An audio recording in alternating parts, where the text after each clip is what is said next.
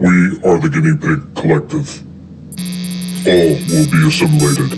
Resistance is futile. We are hanging out with Cliffjumper, the master of the Transformers. And we welcome you back as we're getting ready to show off another toy. Of course, you know what that means. It's Transformers time. And this time from the Studio Series. We got the Game Edition Transformers Cybertron. We got Cliffjumper. Cliffjumper, we got you. Look, there it is. Yeah, that's you, buddy.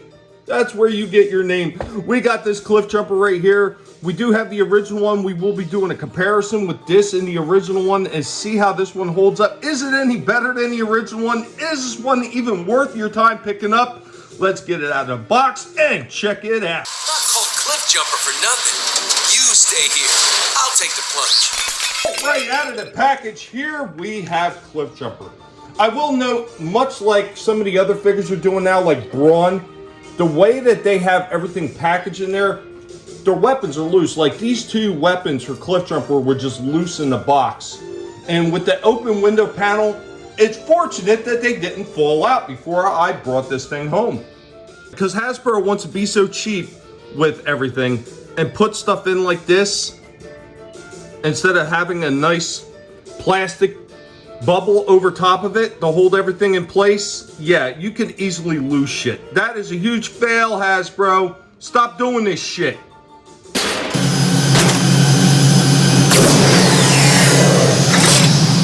Here we go with Cliffjumper with his sword in his hand. The rest of his weapons do store on the back. I like when they give you options like that so you can store his weapons on the back. It does look a little bit odd having them back there, and because of the way the legs are, they're a little bit on the weaker side, so it does add extra weight and it almost feels like it wants to fall back, but it doesn't. It does stand up on his own. So as far as that, there's not much to complain about there. The sword has a little bit of detailing in there, a little bit difficult to see, but it does have a little bit of detailing in there. That's kind of neat. I like that.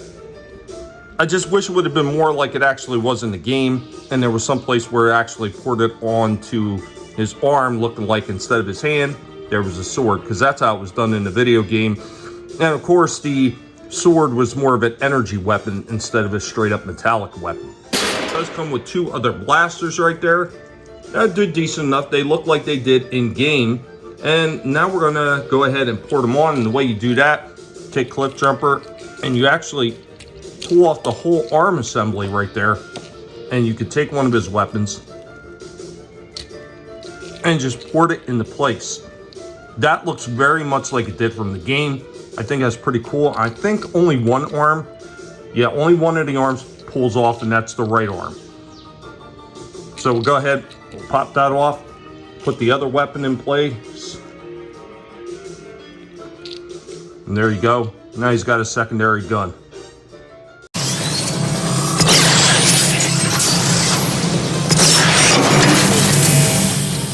Almost get into a full kneeling position, but because of the way his body looks, it looks very strange indeed, and I can't imagine anybody wanting to actually pose this guy look like this. It just looks horrible.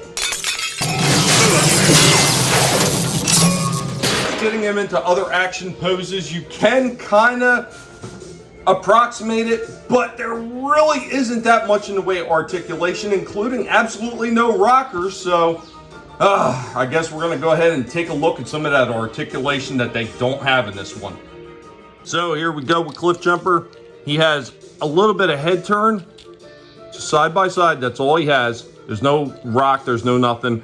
There is a small waist turn right here, and we got an escaping Cliffjumper in the back, but he does have a small waist turn. He does have full kick in the leg, but this keeps wanting to pop off because it's not ported in properly.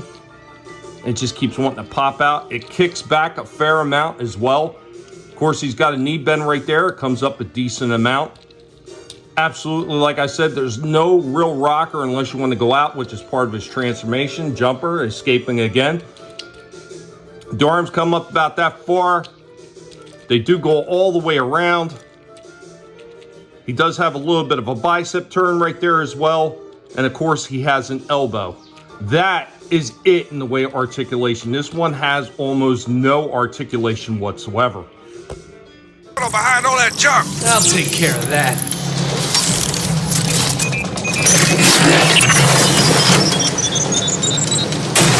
So here we go with the new one as opposed to the older one. You can see the older one is much larger, much darker in shape. One thing is this sucks. I hate that never did port in right on these damn things. This one actually has a fair amount of articulation as well, knee bend and everything. The joint over here at the thing, he's got a little bit of slide with this bottom, but once again, there is absolutely no rocker.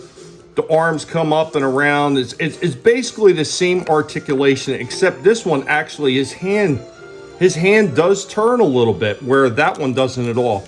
Head movement on this one, he's got a lot more range of movement on the head, so why they couldn't include it in this new one is beyond me, because this one has it.